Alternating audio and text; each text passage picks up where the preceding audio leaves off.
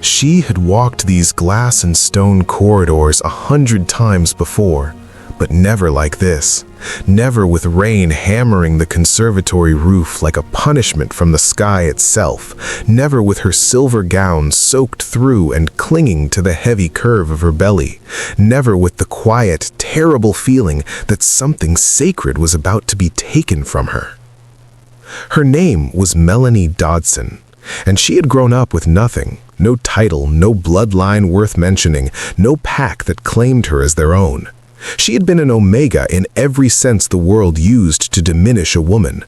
Overlooked, undervalued, passed between foster dens like a problem no one wanted to solve permanently.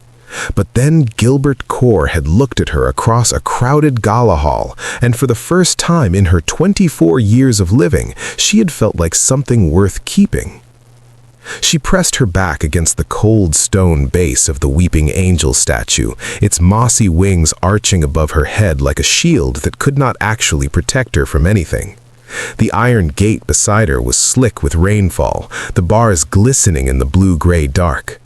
She had only stepped out here for air. The gala inside was suffocating. Too much perfume, too much gold-threaded laughter, too many elders watching her from across the room with expressions she had never been able to read correctly. She had needed 5 minutes of cold and quiet.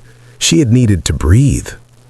She had not meant to hear anything at all, but the conservatory's inner gazebo was only separated from her by 30 feet of rain-pooled stone and one ancient iron gate left carelessly ajar, and Gilbert's voice, low and controlled as a drawn blade, carried farther than he knew. She could see him from where she stood frozen, his back to her, broad and unyielding beneath that heavy fur-lined black cloak that made him look less like a man and more like a monument. He stood the way he always stood, like the room had been built to accommodate him, like gravity itself bent slightly in his direction. The single lantern on the ground beside him threw orange light up the stone columns, casting long shadows across the two figures facing him. Elder Bradley stood on the left, squat and deliberate, wrapped in gold-trimmed black robes that had always reminded Melanie of burial clothes dressed up for a celebration. Beside him, Elder Thorne, taller, thinner, with the patient stillness of something that had been waiting a very long time to feed, leaned over an ancient ledger resting on the stone altar between them. His pale fingers moved across the open page the way a merchant's fingers move across an inventory list, checking, confirming, tallying. She watched Elder Bradley tap the page with one blunt finger. She heard him say, clearly, without shame, "The girl and the child she carries. The council requires confirmation that the terms remain unchanged." She stopped breathing. Gilbert did not turn around, did not flinch, did not hesitate in the way a man hesitates when he is about to say something that costs him. He simply answered the way a king answers a question about logistics, about borders, about the price of grain in a distant territory. "The girl and the brat are the council's now. The debt is settled." 4 words beyond that. She heard 4 more words, and then her mind stopped recording language and began recording only sensation. The cold bite of rain on her bare arms, the way the lantern light made the elder's gold trim glitter like something obscene, the weight of her own stomach beneath both her hands, where she had pressed them without realizing, the way a person presses against a wound. 5 months. She was 5 months along. She had cried when she found out. Good tears, overwhelmed tears, the kind that come when something you were afraid to hope for actually arrived. Gilbert had held her face in both his hands and told her she had given him the only thing a king could never acquire through conquest. She had believed him. She had believed him so completely that she had already begun in the quiet of her own heart to call the baby by a name. And now those same walls that had felt like the first real home she had ever known were rearranging themselves around her into something else entirely. Not a palace, a cage of glass, always watched, always calculated, always waiting for the moment her value could be converted into something more useful than her actual presence. The elders murmured, Pages turned. Gilbert's cloak shifted as he moved to sign whatever was being laid before him. Melanie did not scream. She did not collapse against the weeping angel statue behind her, though every muscle in her body was asking her to. She did not call out his name. She did not give herself away with so much as a breath. She simply stood in the cold blue dark on her side of the iron gate, on her side of the world he had allowed her to believe she shared with him, and felt the entire architecture of her life come apart, quietly, completely, and with a kind of efficiency that suggested it had never been as solid as she thought. Then her legs remembered something her heart had not yet caught up to. Run. And so she ran. If this story already has your heart pounding, you are exactly where you belong. This pack sees you. Drop a comment right now and tell us, did you see that betrayal coming, or did it hit you like it hit Melanie? Subscribe, turn on your notifications, and share this with someone who needs a story that doesn't flinch, because what comes next will change everything you think you know about Gilbert Core. We are just getting started. She had not always known what it felt like to be chosen. Growing up the way she had, shuffled between pack dens that tolerated her presence the way a household tolerates a graft, fed and housed but never truly held, Melanie had developed a very precise internal measurement for the difference between being kept and being wanted. Being kept meant a roof and a reason. Being wanted meant someone looked at you when you weren't performing anything, when you were just standing still in an ordinary moment, and they looked anyway.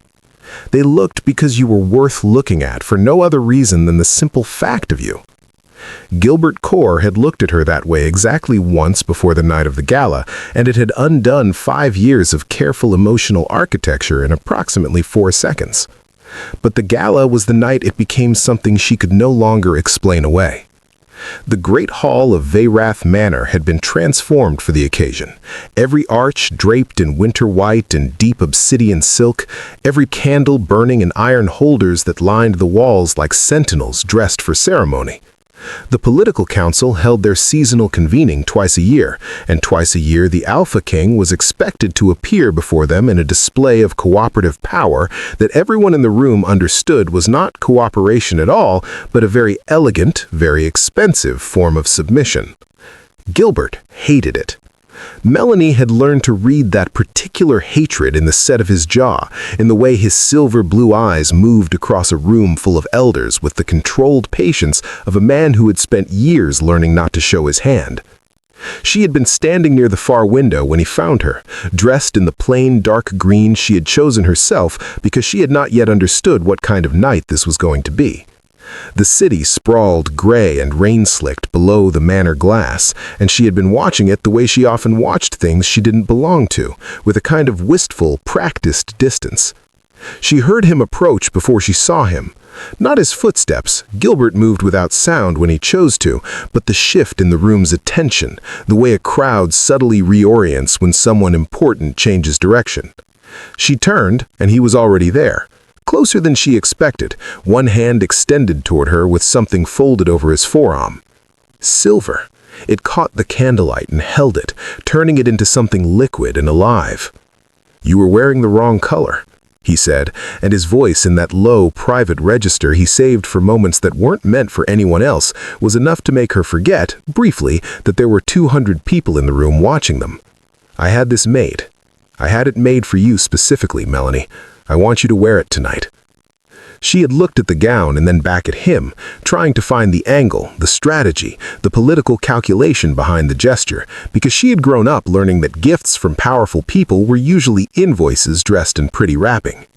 But his face had held something that she could not, even with all her training in self-protection, translate into anything other than sincerity.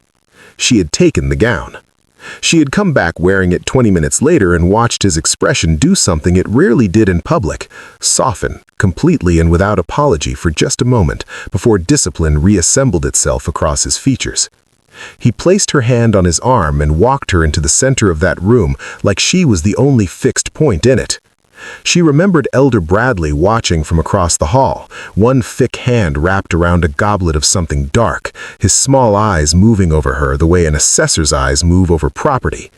She had noticed it and dismissed it because Gilbert was beside her, and Gilbert's presence was, at the time, enough to make almost anything feel manageable. She did not know that Elder Bradley had already begun referring to her in his private correspondence with the other council members, not as the Alpha King's chosen, but as the settlement piece.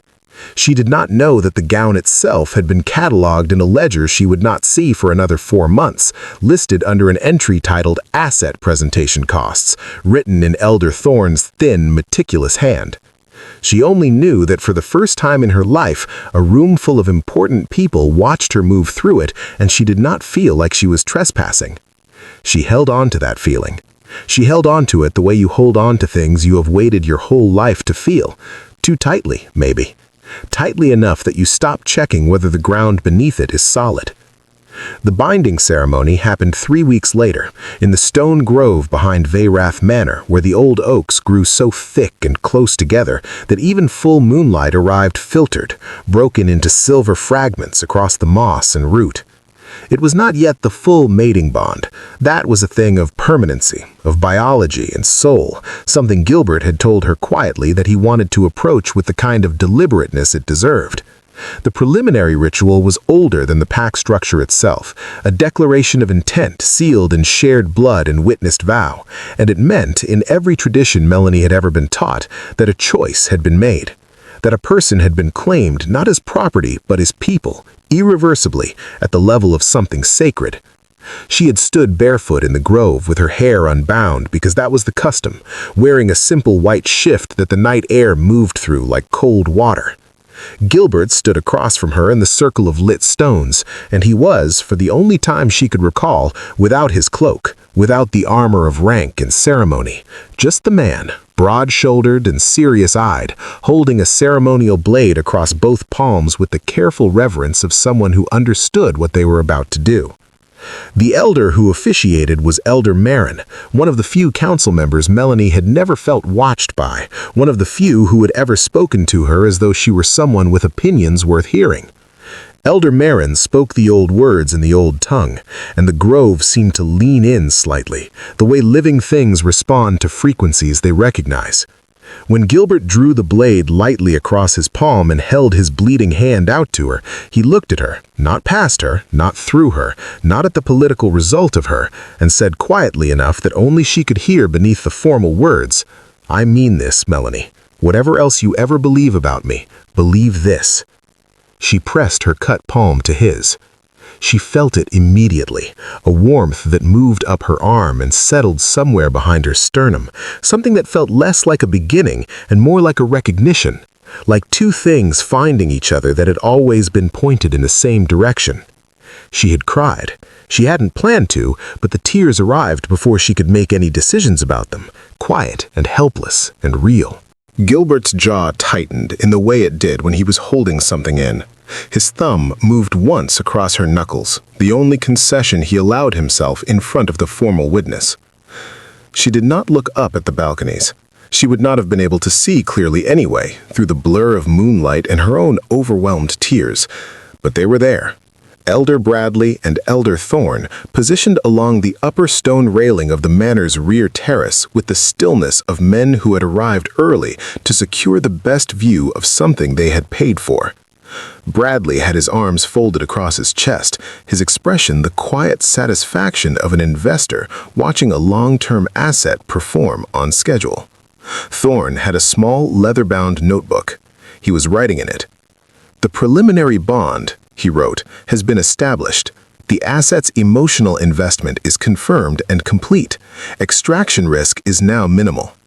Below them in the grove, Melanie Dodson pressed her bleeding hand against the Alpha King's and felt, for the first and last truly uncomplicated time in her life, that she had finally arrived somewhere she was meant to be. She did not take anything with her when she ran. There was no time for anything, and no version of this night in which pausing to pack a bag did not end with someone finding her before she cleared the manor grounds. She moved on pure animal instinct, the omega survival reflex that the political classes had spent generations trying to breed out of her kind precisely because it worked. And that instinct said river. The manor's east garden ran all the way to the bank of the Vey, a fast black stretch of water that the estate used as a natural boundary on that side of the property. In fair weather, it was picturesque. In a storm like this one, with 3 days of rainfall behind it and the current running at twice its usual speed, it was extremely dangerous for a human being. Melanie was not precisely a human being. She hit the bank at a full run, her silver gown dragging behind her through the mud and the flattened wet grass, and she did not stop at the edge. She went over it without breaking stride, and the cold swallowed her so completely and so immediately that for 1 full second her entire nervous system simply went silent with shock. Then the current grabbed her, and she let it, going limp in the way you must go limp when something stronger than you has you in its grip. Fighting it was how people drowned, and she had no intention of drowning tonight. Not with 5 months of life depending on her making it to the other bank. She made it. She pulled herself out of the water on the far side, gasping, her hands slipping on the mud and the river grass, and lay face down for exactly 4 seconds before she got back up. Her legs were shaking. The cold had reached a depth in her bones that she knew would matter later, would demand accounting, but later was not now, and now required movement. She reached inside the bodice of her gown, still there, still sealed in the small wax paper envelope she had carried for reasons she had not been able to fully articulate even to herself, some low animal instinct keeping it close like a last resort, and drew out the suppressant pouch. It was an herbal preparation she had learned from an old Omega midwife in the 3rd foster den, the kind of knowledge that got passed hand to hand between women who understood that sometimes the only power you have is the power to disappear. Crushed wolfsbane root, white ash bark, and 3 other things whose names she had memorized but never expected to need.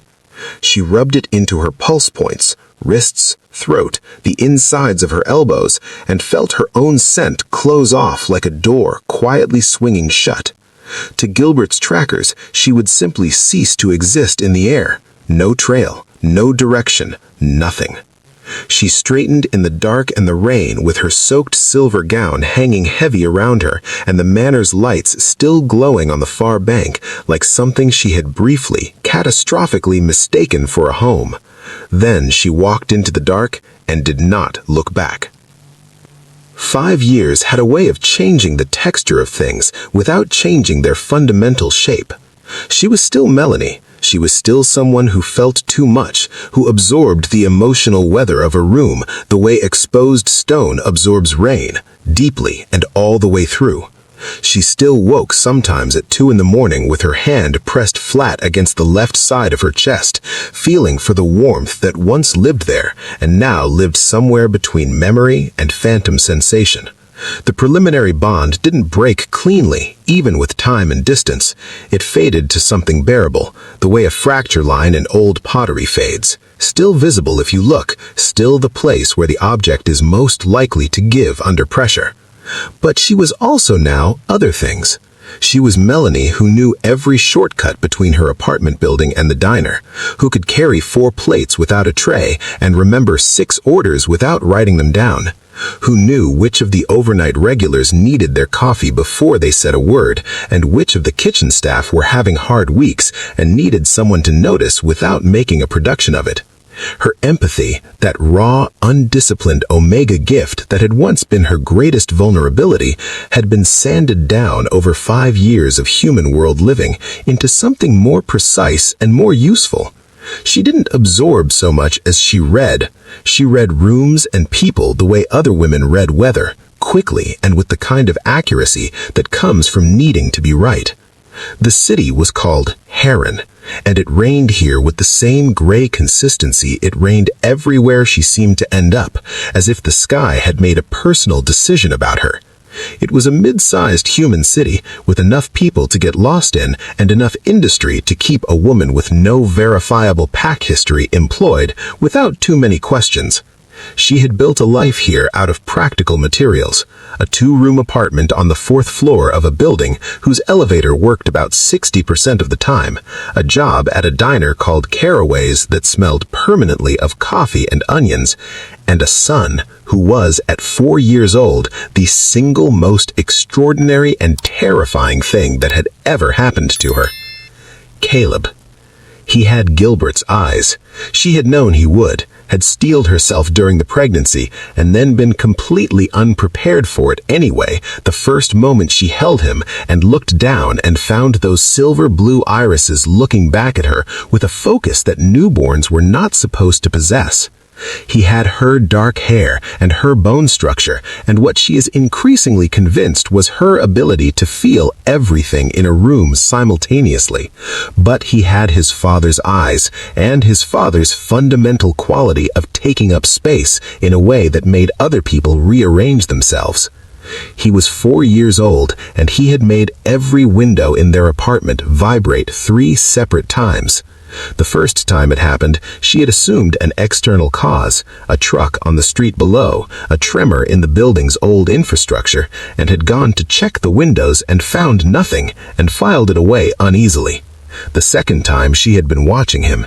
He had been sitting on the kitchen floor with his toy animals arranged in a very specific pattern that he would not let her disturb, and I had accidentally knocked one over while stepping past him, and the look on his face before the windows began to tremble was the look of a person discovering that they are angrier than they knew how to be. The trembling lasted 6 seconds. The toy I had knocked over floated just slightly, barely an inch off the floor, before settling back down.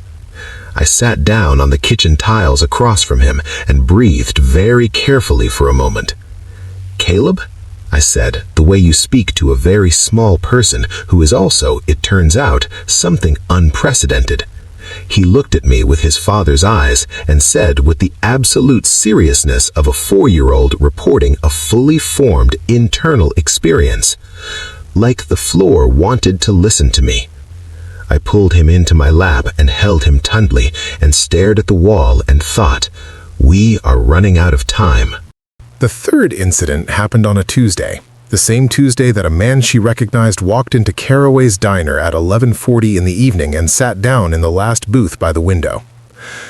She had her back to the door when he came in, refilling the coffee of a long-haul driver at the counter who came in every other week and always ordered the same thing and never asked her anything personal, which she appreciated.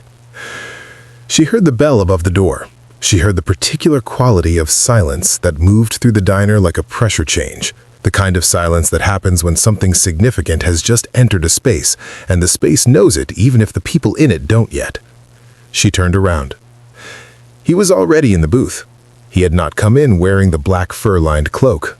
Of course he hadn't. He was in a human city. He was not completely without tactical sense.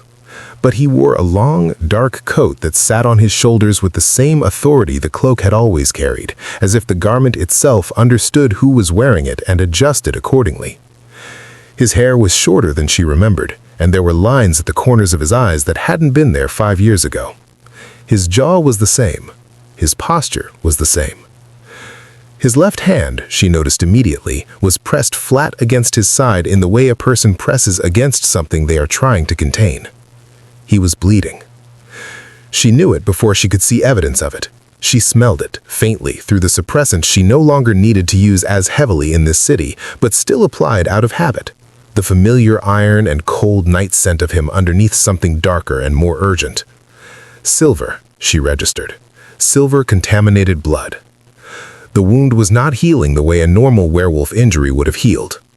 He looked up from the table and found her across the diner with his eyes, with the immediate, unerring accuracy of someone who had never quite lost track of where she was. She did not drop the coffee pot. She gave herself credit for that. She set it down on the counter with the careful deliberateness of a person managing a very strong and complicated emotional response, and she stood for a moment looking at him across the length of the diner, past the long-haul driver, past the 2 young women sharing a plate of fries in the middle booth, past the counter and the glass display of pies she had stopped actually seeing months ago. and she had approximately 4 seconds to decide what she was going to do before the professional habit of her body made the decision for her, and she began walking toward him the way she walked toward any customer who was clearly in need of something. She stopped at the edge of his table. She did not sit down. "You need to tell me how you found me," she said, and her voice came out steadier than she had any right to expect, "before I decide whether or not I'm calling anyone." He looked up at her. He looked at her the way he had once looked at her across a gala hall and across a moonlit grove, with the specificity that had always undone her, and she felt the ghost of the preliminary bond stir somewhere behind her sternum like an ember someone had just breathed on, and she hated it and was not surprised by it, and neither of those things changed anything. "I'm not here to take you back," he said.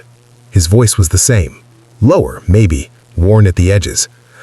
"I'm here because if I don't tell you what's coming, you won't be able to protect him." "Don't," she said, quietly, fiercely. "Melanie." He moved his hand slightly from his side, and she saw the dark spread of it through his shirt, the silver-contaminated wound that was already 2 hours old by her estimate, which meant it was not healing at all. A silver bullet, placed with precision by someone who knew exactly what they were targeting. The windows of the diner were not vibrating. Caleb was upstairs in the apartment, 4 floors above, asleep under the supervision of her neighbor, Mrs. Adaora, who knew Melanie worked late and asked no questions. The windows of the diner were not vibrating yet. "You have about 40 minutes before his advance team reaches this block, possibly less. They tracked me here. I led them here because I needed to find you first, and I needed them to think they were following me on their own terms." He exhaled, and the effort of it showed in his jaw. In the controlled way he absorbed the pain of the silver working its way through his system. "There is a safe house on Cordon Street, 14 minutes from here on foot.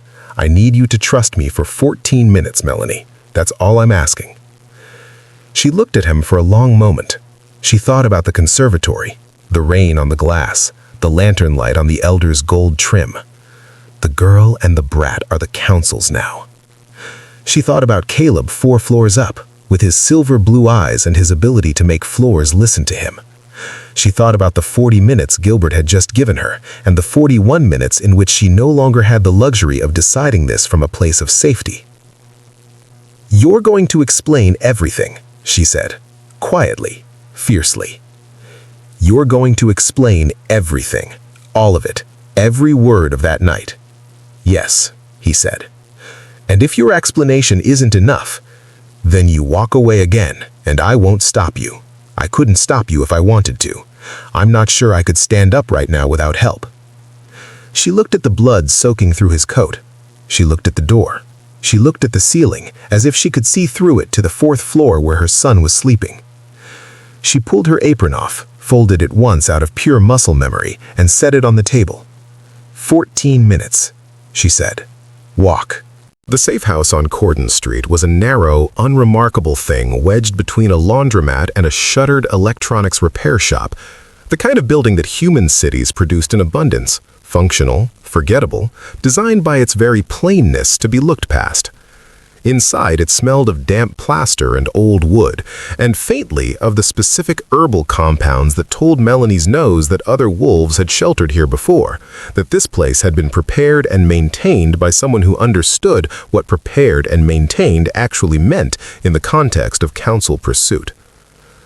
She got Gilbert through the door and onto the low couch against the far wall, and then stood over him with her arms folded while he breathed through the silver burn with the controlled, meticulous discipline of a man who had clearly been doing it for hours already.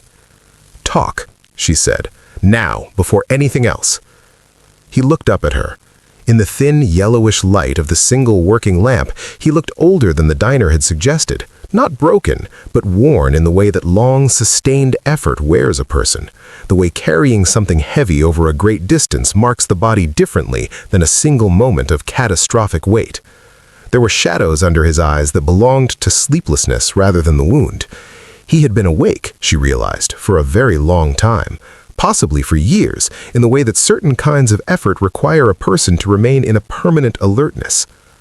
"The document I signed that night," he began, without preamble, without the kind of careful relational scaffolding that a man trying to soften a blow constructs first. He said it directly because she had asked for directness and because he owed her that much at minimum. It was not a bill of sale. It was a tracker-linked contract, a legal instrument that our intelligence division spent 14 months designing specifically to map the council's offshore transaction networks. Every clause in it was a coded geographic marker. The moment Bradley and Thorne countersigned it, they activated a chain of documentation that began logging every illegal transfer, every territorial exchange, every slave trade route they had been running under diplomatic immunity for 30 years. Melanie did not move. She absorbed this the way she had learned to absorb things that required very careful processing, without expression, without immediate response, giving the information space to settle before she decided what to do with it. The words you heard me say were scripted. Bradley and Thorne needed to hear me confirm the terms in language they had chosen. If I had varied from their phrasing, they would have known something was wrong. I had been working toward that moment for 2 years, Melanie. 2 years of allowing them to believe I was cooperative, financially desperate, willing to trade a personal relationship to settle a territorial debt. 2 years of letting them think they had leverage over me. He paused. I did not know you were in the conservatory. I did not know you would hear it. And by the time I realized you were gone, the contract had already been activated, and pulling it back would have meant destroying the only evidence that could dismantle the council from the inside. So you let me run, she said. I searched for you for 8 months, he said, and something moved through his voice on those words, something that had been very precisely contained, and now, in the particular exhaustion of this particular night, slightly less contained than usual. 8 months with the trackers. You were gone completely. The suppressant. I didn't know you had it. I didn't know to look for its absence. A pause. Eventually, I had to accept that you had chosen to disappear, and that pursuing you further while the council was still watching my every movement would only lead them to you. So I stopped, officially. I stopped, and I finished what I had started, and I took apart every financial structure they had built, every route, every transaction, all of it. And then 3 weeks ago, when I finally moved to dissolve the council entirely and present the evidence to the High Tribunal, Bradley and Thorne authorized Vane. They decided to liquidate the asset, Melanie said, and hated the way the words sat in her mouth, hated that she was using their language, hated that she understood immediately what it meant. They decided that you and Caleb, alive and outside my protection, were the most efficient way to destabilize my credibility at the tribunal. A king who lost his pregnant mate, whose child was raised in hiding. The narrative writes itself from their perspective. And a child with your blood and mine, with whatever Caleb is becoming. He stopped. They cannot afford for that child to reach maturity. He represents something the purity doctrine was specifically designed to prevent. She had known, on some low frequency, that this conversation would eventually arrive at Caleb. She had been braced for it since the diner. But hearing it said plainly, hearing that her son was not a complication in this story, but a central target of it, moved through her differently than bracing for it had prepared her for it. There's something else, Gilbert said. He looked at her with the particular expression of a man who has been carrying the heaviest piece of information and has arrived at the moment when he is no longer able to justify the weight of carrying it alone. The council had your parents killed, Melanie. Your mother and father, the house fire when you were 3 years old. It wasn't accidental. There are records in the transaction network. Your mother was the last surviving heir of the Ashvale line, a royal bloodline the council spent decades suppressing because a living Ashvale heir would have the legal standing under old law to challenge their authority directly. They put you in the foster system because a child without a name and without a history cannot make a legal claim to anything. He exhaled. You were never an Omega without lineage. You were the most dangerous woman in the pack world, and they spent your entire life making sure you didn't know it. The room was very quiet. Melanie sat down. not because she chose to, but because her legs made the decision independently, lowering her onto the wooden chair across from him with a kind of slow inevitability. And she sat, and she looked at the wall, and she let the information move through her in waves, the way grief and rage and the particular vertigo of having your entire personal history restructured arrives, not all at once, but in layers, each one revealing something that recontextualizes everything beneath it. She had spent her whole life believing she was someone the world had simply misplaced, an accident of circumstance, a body in the wrong rooms. And the truth was that every room she had been put in had been deliberately chosen. Every disadvantage, every resource withheld, every foster den that looked at her and found her insufficient, all of it architecture, all of it intentional. All of it designed to keep an Ashevale heir from ever standing up straight enough to understand what she was standing on. She did not cry. She had spent her tears in a glass conservatory 5 years ago, and what lived in her now on the other side of this information was not grief, but something harder and far more purposeful. "Where is Vane right now?" she asked. Gilbert's expression shifted, a subtle recalibration, the recognition of something in her voice that he had not heard before, or perhaps had not heard in this particular form. 12 minutes out at most. He'll have the building covered on 3 sides. "Then we have 11 minutes, Melanie said, "and we are going to need Caleb." They came in through the laundromat wall. It was a professional entry, calculated, coordinated, the work of people who did this with enough regularity that it had become procedural rather than urgent. 4 of them through the collapsed partition, 2 more through the safe house door simultaneously, and Commander Vane himself appearing in the narrow hallway beyond the couch with the unhurried authority of a man who had already decided how this was going to end. He was tall in the specific way that Enforcer-class wolves were tall, built for impact rather than elegance, wearing the Council's deep gray tactical uniform without insignia because the Council officially did not have an enforcement arm and Commander Vane officially did not exist.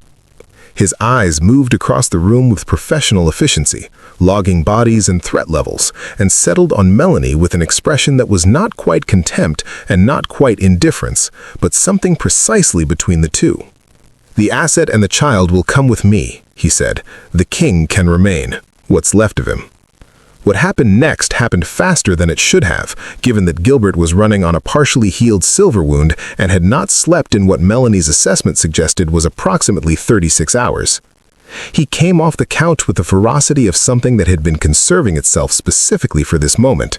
Not the controlled authority of a king in a formal context, but something rawer and older. The animal fury of a man who had lost everything once and had arrived at the precise location where he was being asked to lose it again and had decided with complete and uncomplicated clarity that he would not. He took the first 2 operatives before they had completed their repositioning. The third caught him across the wounded side, and he absorbed it and kept moving, the way glaciers move, unstoppable not through speed, but through a quality of absolute commitment to direction. Melanie did not watch him fight. She was already doing something else. The omega empathy that she had spent 5 years refining into a precision instrument opened in her like a door blown inward by pressure. Not the soft, receptive version she used in the diner to read her regulars, but something wider and more forceful, reaching outward into the room and finding every nervous system in it simultaneously. She felt the operatives' fear beneath their training, and there was fear. There was always fear under the professional surface, the body's honest response to violence, regardless of which side of it you were standing on, and she did not absorb it this time. She reflected it. She gathered it from all 6 of them and redirected it back, amplified, a psychic resonance that hit them all at the same moment, like a wave hitting a wall. 3 of them stumbled. 1 went to his knees, overwhelmed by a sudden, sourless terror that his training had not prepared him for, because nothing in the Council's operational manual accounted for an Ashevale heir using her bloodline's gift offensively. The 4th pressed his hands against his temples with an involuntary sound. Commander Vane was more disciplined. He staggered but did not fall, and his eyes found Melanie across the room with a new expression, not contempt now, not indifference, but the focused recalibration of a man updating a threat assessment in real time. He reached into his coat. The windows of the safe house began to vibrate. Melanie felt it before she heard it, a low building resonance in the glass, in the walls, in the floor itself, a frequency that was not her and not Gilbert, but was unmistakably theirs, an inheritance of both of them working in combination. She turned toward the door that led to the safe house's back stairwell, which she had left open, because she had asked Mrs. Adaora to bring Caleb here if she heard anything that sounded like things were going wrong. And Mrs. Adaora, who had not survived 67 years in Haron by being inattentive to the sound of things going wrong, had clearly made that judgment call approximately 4 minutes ago. Caleb stood in the doorway in his pajamas with the owl print that he had specifically requested because he had decided owls were serious animals that deserved representation in textile form. He was 4 years old, and he was barefoot, and he was looking at Commander Vane with his father's silver blue eyes and the particular focused stillness of a child who has not yet been taught to be afraid of his own power. The vibration became a sound. Vane raised the weapon. The sound became everything. They returned to the packlands 3 days later because Melanie had sat in the safe house in the aftermath of Vane's retreat. He had retreated, they all had retreated, had been driven back by something none of them had operational language for, and Melanie had looked at her son sleeping against Gilbert's uninjured shoulder and understood, with the complete and exhausted clarity that arrives on the other side of a threshold moment, that running was no longer a viable architecture for her son's life. Caleb deserved to know what he was. He deserved to grow up in the full knowledge of his lineage, both sides of it, without the shape of his power being something he encountered alone in ordinary apartments with no context and no guidance. And the council, what remained of the council, Bradley and Thorne and their remaining adherents, would keep sending vein-shaped things until there was nothing left to send them at. You could not run from a system, you had to dismantle it. The altar of the old law, Melanie said to Gilbert on the morning of the second day, while Caleb slept. The purity doctrine can only be formally challenged there.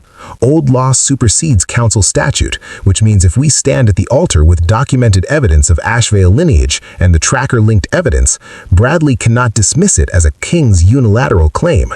It becomes a matter of constitutional pack law. Gilbert looked at her for a moment. "You've been reading." "I've had 5 years. I read a lot." Something moved across his face that was not quite a smile, but occupied the same general territory. "The eclipse window is in 4 days. Old law challenges must be presented under open sky during a lunar event where they require a full council quorum, and we are not convening a quorum of people who want us dead." 4 days, she said. "Then we move in 4 days." The altar of the old law sat in the center of the stone grove behind Veyroth Manor, which had a specific and terrible poetry to it that Melanie did not allow herself to dwell on as they walked toward it through the eclipse dark, with Caleb's hand in hers and Gilbert moving at her other shoulder. And behind them, the 23 pack members who came when Gilbert sent word, quietly, through channels the council did not monitor, to people who had been waiting for years for someone to send word. Elder Bradley was already there. He knew they were coming, of course he had. Bradley had spent 40 years surviving in a political structure built on anticipating other people's moves, and he anticipated this one.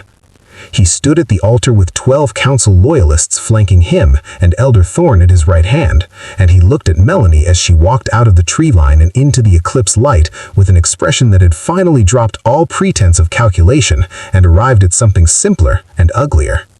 "This is not a legal proceeding," Bradley said. "This is a fugitive returning to the jurisdiction of her legal designation.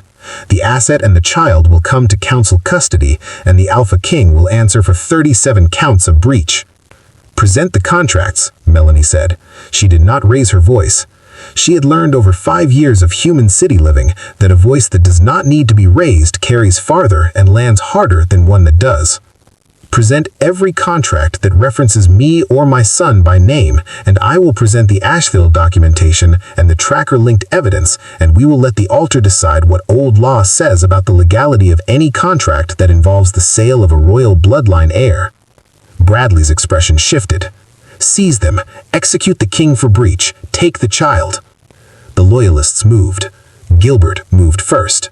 He fought the way Melanie had watched him fight in the safe house, with total commitment and without the governance of pride, without any performance of dominance, just the raw and focused effort of a man who had decided exactly what he was fighting for and found that decision sufficient to override everything else, including the silver wound that had only partially healed and the sleeplessness and the accumulated weight of 5 years of long-game maneuvering. He was not fighting like a king. He was fighting like a father. And that distinction, Melanie was discovering, mattered enormously in terms of what a person was willing to absorb and keep moving through. She opened her empathy wide, wider than she had in the safe house, wider than she had ever allowed it to go, because this was the altar, and she was Ashvale, and this was precisely what the bloodline gift had been built for. This specific moment of a system trying to consume what it had no right to consume. She felt every person in the grove, ally and loyalist and elder, and she pushed, outward and upward, a psychic resonance that shook the air like a second eclipse was descending. Elder Bradley, to his credit, was still standing, still moving toward Gilbert with something in his hand, the formal execution instrument that old law permitted a presiding elder to carry, a silver-edged ceremonial blade that was also very practically a weapon. "Breach of contract is punishable by dissolution," Bradley said, and raised the blade.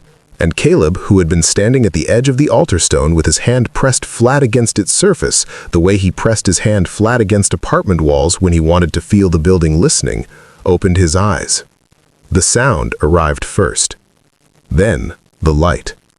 It came from the boy and through the boy, and was not quite either of those things.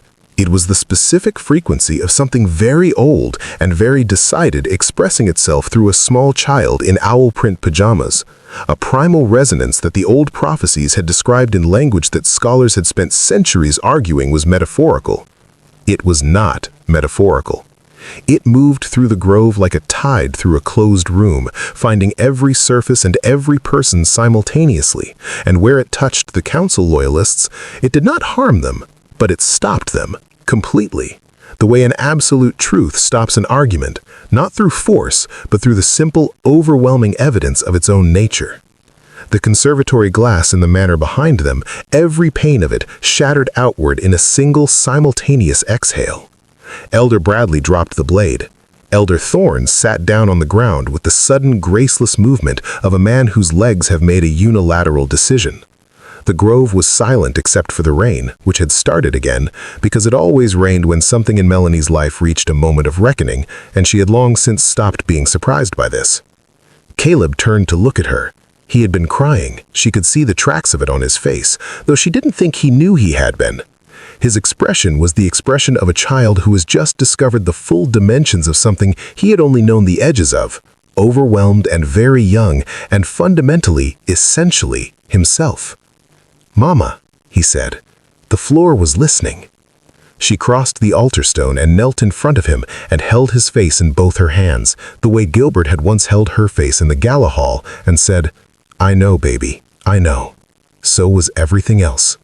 The dissolution of the political council took 6 weeks in formal proceedings before the High Tribunal, and was neither clean nor simple, because dismantling a 40-year institutional structure never is. There were loyalists who contested, documentation that required authentication, pack members who had operated within the council's framework for so long that the framework's absence left them without bearings. There were hard conversations and harder decisions, and at least 3 occasions on which Melanie sat across a formal table with people who had once cataloged her in a ledger and held the ground of her own personhood with the steady, deliberate force of someone who now knew exactly what ground she was standing on. The Ashvale lineage was formally recognized at the 5th session of the tribunal proceedings. The clerk read it into the record with the neutral efficiency of someone whose job required equanimity in the face of historically significant moments. And Melanie sat and listened to her own name attached to a bloodline the council had spent 30 years trying to erase, and felt something settle in her that she had not known was unsettled. Some deep, structural thing. The question that gets asked at the very beginning of a person's life and sometimes does not get answered until much later. Who are you? And do you belong anywhere? She belonged. She had always belonged. The belonging had simply been hidden from her by people who understood that a woman who knows her own worth is very difficult to put a price on. On the evening that the last council loyalist formally surrendered their commission and the packlands passed into a governance framework that Gilbert and Melanie had spent 3 weeks arguing about and revising and arguing about again with the specific productive intensity of two people who respected each other enough to disagree precisely and at length, on that evening, Melanie stood at the window of Veyrath Manor. Not the conservatory, the upper study, which had a wide window facing east, where the city lights of the human settlement beyond the tree line were visible on clear nights as a warm scatter of gold against the dark. Haron. She could not actually see it from here, but she knew the direction of it, and she looked that direction for a moment with the particular regard you give to a place that held you when nothing else would. Caleb was asleep in the room 2 doors down that he had immediately and non-negotiably designated as his on the grounds that it had a window seat wide enough to lie across and look at the sky, which he considered a non-negotiable architectural requirement. He had adjusted to the packlands with the adaptability of a 4-year-old who had already lived more than most 4-year-olds are asked to live, making opinions known about everything from dinner to the color of his bedding, and the pack had adjusted to him with the slightly dazzled reverence of people who had witnessed the primal resonance and were still, weeks later, metabolizing what it meant. She heard Gilbert come into the room behind her. She did not turn around. "The Eastern Territory representatives want a formal audience next week," he said. "The border adjustment agreement needs a co-signatory from the Asheville line if it's going to carry constitutional weight, which means you." "I know," she said. He came to stand beside her at the window, not close enough to presume, not distant enough to perform separation. He stood the way he had learned over these 6 weeks to stand in her presence. Present and available and without demand, the posture of a man who understood that he was not owed proximity and was choosing to remain anyway and hoping, without pressure, that the choice would eventually be reciprocated. "I need to say something to you," she said, still looking out the window. "Yes?" "If we do this, if I stay, if I stand at that altar officially and accept what the Asheville documentation means and sign the governance framework with you, it cannot be what it was. I will not be decorative. I will not be managed. Every decision that affects this pack or these lands or our son will be made with full transparency, and if at any point I find that transparency failing, you walk," he said, "and I don't stop you, and I spend whatever time remains trying to deserve a different answer." She turned to look at him then. He looked back at her the way he had always looked at her in the moments that mattered, with the specificity that had undone her the first time, the quality of attention that meant you, exactly you, as you actually are. It had not changed.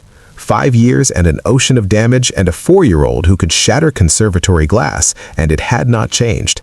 Which she found simultaneously unfair, and underneath the unfairness, something that she would not yet name out loud, but that had been warming the preliminary bond's ember for 6 weeks. "The governance framework has a clause, the one we argued about for 4 hours on Tuesday. The transparency and equality provision," he said. "If it's removed for any reason, for any political convenience, I will know, and I will act accordingly. It stays.